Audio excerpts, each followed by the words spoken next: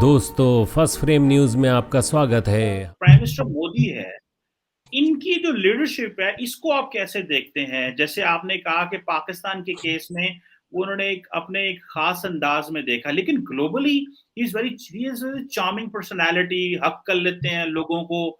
जो है वो ऐसे लगता है कि जैसे बड़ा पुराना दोस्त है। एमानुएल मैक्रोन से मिलेंगे तो वो उस तरह कर रहे हैं। तो बहुत सारे लोगों का कहना है, जैसे ना इंडिया में वो नारा लगता है, मोदी है तो मुमकिन है, इस तरह की चीजें।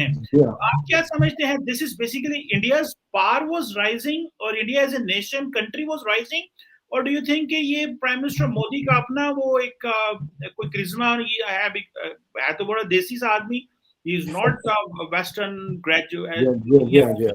हार्वर्ड का नहीं पढ़ा हुआ, लेकिन ये इसको आप कैसे देखते हैं? Do you think that is his personal charisma is working, और do you think that this is the state जिसकी ओरिएंटेशन वो लेके चल रहे हैं? इसमें कई चीजें इन्वॉल्व हैं, it's not that simple. So for example, Modi जब आए, बने प्राइम मिनिस्टर 2014 में, इंडिया वाज बूमिंग। समझ रहे हैं आप? 1991 से आप कह सकते हैं कि Modi is able to do what he does because of Manmohan Singh. Manmohan Singh की जो इकोनॉमिक लिबरलाइजेशन पॉलिसी शुरू हुई 1991 से, वहां से इंडिया की इकोनॉमी बूम हुई। अगर आप देखें, इंडिया वाज ग्रोइंग फ्रॉम 1991 2014 तक, लेकिन 2014 के बाद से इंडिया की इकोनॉमी ऐसी ऐसी हो गई है। It is still growing, but it is ऊपर नीचे हो रही है, और थोड़ा कोविड का भी असर हुआ है। तो Modi became prime minister of A more self confident, more influential country. लोगों का ख्याल था कि मोदी क्योंकि गांव से आते हैं, गुजरात से, वो शायद इकोनॉमिक पॉलिसीज पे ज्यादा तवज्जो देंगे, लेकिन फॉरेन पॉलिसी पे नहीं। And he surprised everybody. तो पहले टर्म में मोदी ने सारी दुनिया का चक्कर मारा है। इनफैक्ट सबसे बड़ा अचीवमेंट मोदी की फॉरेन पॉलिसी का था कि उसने पाकिस्तान और मुस्लिम ममालिकों के बीच में दरार खड़ा कर दी। और ये मोदी की पर्सनल डिप्लोमेसी की वजह से। वो जाते हैं, एमबीएस को गले लगा लेते हैं, वो जाते हैं दुबई। आपको पता है, बहरेन, कुवैत वगैरह, ये सारे उन्होंने उनको नेशनल अवार्ड्स दिया हुआ है।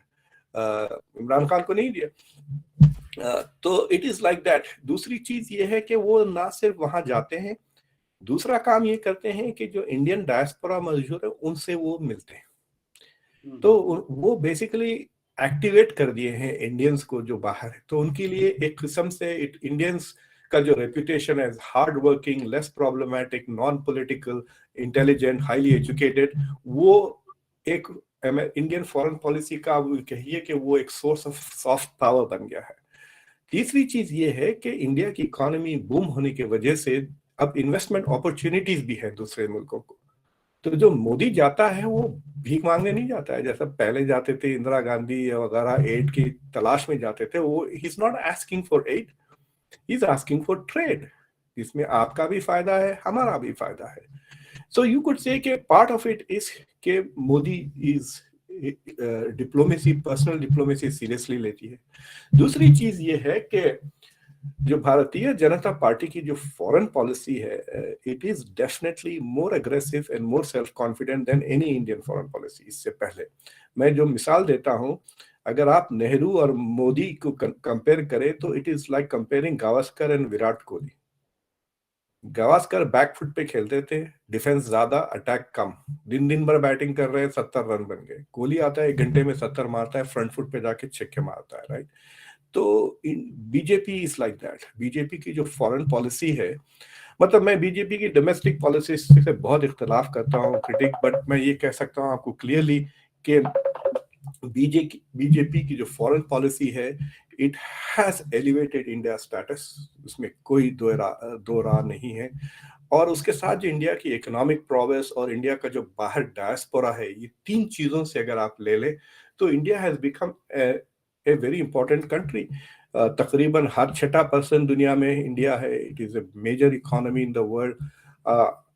Nobody can live in this world without keeping India in its mind. India मतलब आप पोर्चुगल और पोलैंड को के बगैर सोचे आप सारी जिंदगी गुजार दे सकते, बट इंडिया के बगैर नहीं गुजार सकते। 10 साल पहले की बात है। आयरलैंड की जो इकोनॉमिक डेवलपमेंट हुआ है through investment, they were trying to make it like the Silicon Valley of Europe. Ireland सबसे गरीब मुल्क से सबसे अमीर मुल्क बन गया था ना यूरोप में, अगर आप देखें in the 90s, but the engine was Indian engineers. तो दुनिया में इस बात का रिकग्निशन नहीं हुआ, लेकिन स्कॉटलैंड में, आयरलैंड में, यूके वगैरह इस बात को रिकग्नाइज करते हैं।